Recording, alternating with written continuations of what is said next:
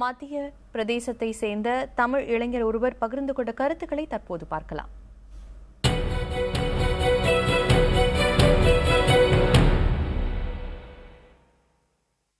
வியாபம் ஊழல் விவகாரத்தால் பெரிதும் பாதிக்கப்பட்டிருக்கிறார்கள் இளைஞர்கள். படிப்பு, வேலைவாய்ப்பு இரண்டிலுமே பெரும் பிரச்சனைகளை அவர்கள் சந்திக்கிறார்கள். இது குறித்து போபாலிலேயே பிறந்து இங்கேயே வளர்ந்து இங்கேயே படித்த தமிழர் ராஜன் அவர்களிடம் பேசலாம். வணக்கம் ராஜன், நீங்கள் இங்கே போபால்லையே வளர்ந்து இங்கேயே MBA படித்து இப்போது வேலை பார்த்துட்ருக்கீங்க. இந்த வியாபம் விவகாரத்தினால இங்குள்ள இளைஞர்கள் எந்த அளவுக்கு எப்படியெல்லாம் பாதிக்கப்பட்டிருக்காங்க? சார், இந்த வியாபம் கோட்டாலா இருக்குல்ல, இதில் நிறைய பேர் பாதிக்கப்பட்டிருக்காங்க. சின்ன பிள்ளைகள், மெயினாக ஸ்கூல் படிக்கிற பிள்ளைகள். இங்கே வியாபம் வந்து தான் ஸ்கூல் எக்ஸாமே நடக்குது. மெயின் பாடி வந்து வியாபம் தான். அதாவது ஸ்கூலாக இருந்தாலும் சரி, காலேஜாக இருந்தாலும் சரி, வேலையாக இருந்தாலும் சரி, எல்லா எக்ஸாமுமே வியாபம் கையில் தான் இருக்கா?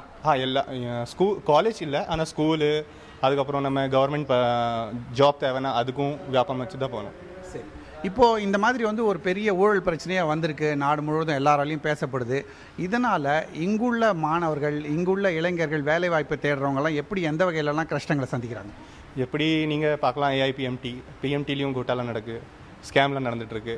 அதுக்கப்புறம் MPSI அதுலேயும் கோட்டாலாம் நடக்குது. அதுக்கப்புறம் ஃபுட்டு, அதுக்கப்புறம் துக்து சங்னு ஒரு பால்களுக்காக சாட்சி துட் டேரி இருக்குது, அதுலேயும் நடக்குது.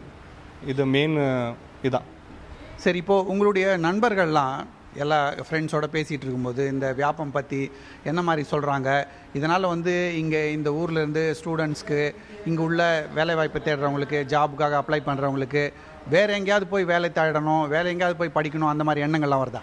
சார், நிறைய பேர் கஷ்டம் இதான். ஸ்கேமில் நடந்துகிட்டு இருந்தால் அவங்க சொல்கிறாங்க, இப்படி நம்மளுக்கு வேலையே கிடைக்காது, கவர்மெண்ட் வேலை தர முடியாது, ப்ரைவேட் ஜாப் தான் பார்க்கணும், இல்லைனா வெளியூரில் போய் தான் நம்ம ஜாப் சர்ச் பண்ணணும், அப்போ தான் நம்மளுக்கு வேலை கிடைக்க முடியும், போபாலில் கிடைக்காதுன்னு சொல்லிட்டு போகிறாங்க. சரி, கடைசியாக ஒரே ஒரு கேள்வி.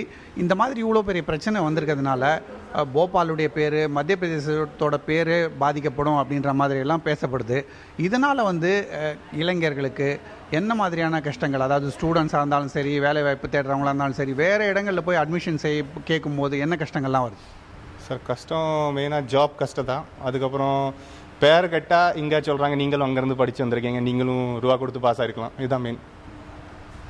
அதாவது இந்த வியாபம் ஊழல் காரணமாக இங்குள்ள மாணவர்கள் அல்லது வேலைவாய்ப்புக்காக விண்ணப்பிப்பவர்கள் மத்திய பிரதேசத்திலிருந்து வருகிறார்கள் என்று வேறு மாநிலங்களில் தெரிந்தாலே நீங்களும் பணம் கொடுத்து தான் அட்மிஷன் வாங்கினீர்களா, படித்து வந்திருக்கீங்களா போன்ற கேள்விகள்லாம் எழுப்பப்படுவதால் இங்குள்ள இளைஞர்கள், யூத் பெரிய அளவிலே பாதிக்கப்பட்டிருக்கிறார்கள். அது மேல் படிப்பாக இருந்தாலும் சரி, வேலைவாய்ப்பாக இருந்தாலும் சரி, பல பிரச்சனைகள் இருக்கின்றன என்று சொல்லியிருக்கிறார் போபாலிலேயே பிறந்து இங்கேயே படித்து வளர்ந்து வரும் இளைஞர் ராஜன் அவர்கள். புதிய தலைமுறையிடம் பேசியதற்காக அவருக்கு மிக்க நன்றி.